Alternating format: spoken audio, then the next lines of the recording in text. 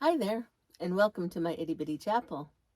My name is Patty Chafee, and I'm the creator and director at the Sea Star Wellness Studio located in Old Saybrook, Connecticut.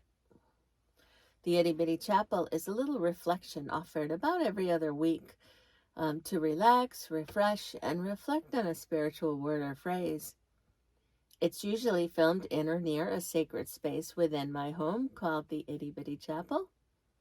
And our candle here is lit to remind us of the presence of spirit within and around us. If you're so inclined to light a candle in your sacred space during this reflection, feel free to pause the video now. Our word for reflection today is mindfulness. It seems to be the word du jour, something that we all want in our life. Merriam-Webster defines it as the quality or state of being mindful, the practice of maintaining a non-judgmental state of heightened or complete awareness of one's thoughts, emotions, experiences on a moment-to-moment basis. So being present, being in the now. Some might take things like meditation and mindfulness very seriously. Others, not so much. Can you guess what you call a meditating potato? It's a meditator. Sorry. Found that and couldn't resist. But back to the more serious side of our topic. I don't think it's something you do or acquire so much as it is a way of life. Each of us striving to come back perhaps to what is natural for us, to just be present. Do we seek out experiences, people, ways of being in our lives that bring us a sense of being mindful, aware, a place of noticing without judgment? Awareness can lead to so much peace just in noticing ourselves as well as others. A while back, I attended the spring equinox poetry workshop presented by Amy Berry at Sea Star. She invited our group to write a poem based on the prompt inspired by a visual meditation of forest bathing.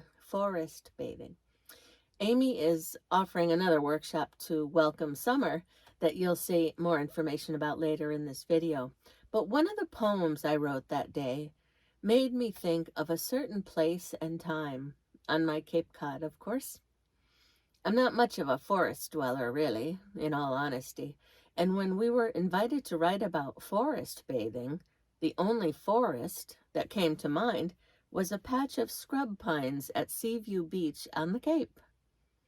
Here's my poem titled Forest Bathing. Sand along the roadside, lots of scrub pines too, cottage roses blooming, salty air and dew. My favorite morning hour before the sun will rise, alone with anticipation, regardless of the tide. Clustered towering pines, picnic tables in between.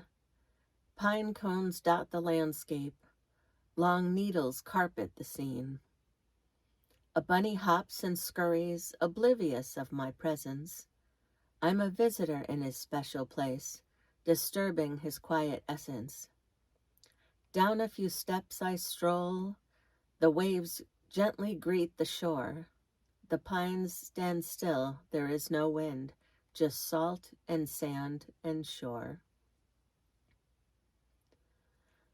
Now, I've always thought of poetry, at least for me, as something that was inspired. I could never imagine writing poetry like on demand until I began going to workshops and programs about poetry. I remember the very first one I ever went to.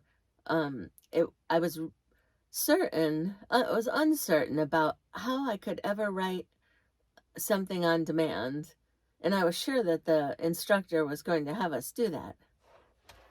And the instructor sort of did do that. But first he inspired the group, and I thought maybe I was onto something.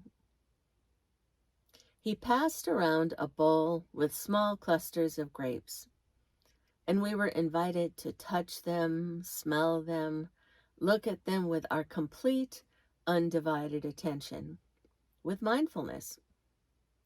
And then he invited us to taste them. Now, who wouldn't be inspired by that?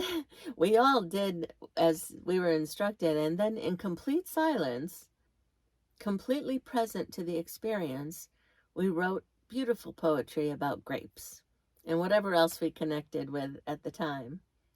It was such a surprise to me and an inspiration. I think a poet is someone who writes poetry. It's as simple as that. So don't hold back.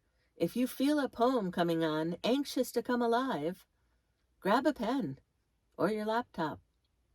There can be power in writing alone and strength in writing together. The unexpected comes alive. We are encouraged to do what we might not have done before. We hear those who want to share their work, and their courage inspires us to do the same. And in the case of poetry, we come into that place of mindfulness in memories or in reality, and we just immerse ourselves in an experience, and the words find their way. In the case of my forest bathing poem, the memory of that forest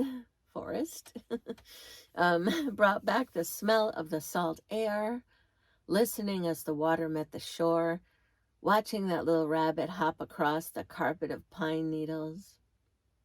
As I walked across the parking lot toward the steps leading to the beach, I could look out on this seemingly endless expanse of Nantucket Sound and saw the sun trying to break through the clouds. Just noticing all this when I was there, and then again, as I reflected on it for my poem, I realized this is what mindfulness is about, noticing. It's about noticing, being aware and conscious of our experience of life, noticing how we feel about it, and accepting those feelings without judgment. I'm still working on that part. Can you think of a time when you were inspired by something or someone? Maybe you'd like to write a poem about it. Remember my definition of a poet? Someone who writes poetry. I promise to keep you in prayer every day of this magical life. And if this message spoke to you in some way, feel free to share it with others. And until next time, may God bless you in every way you need. Namaste.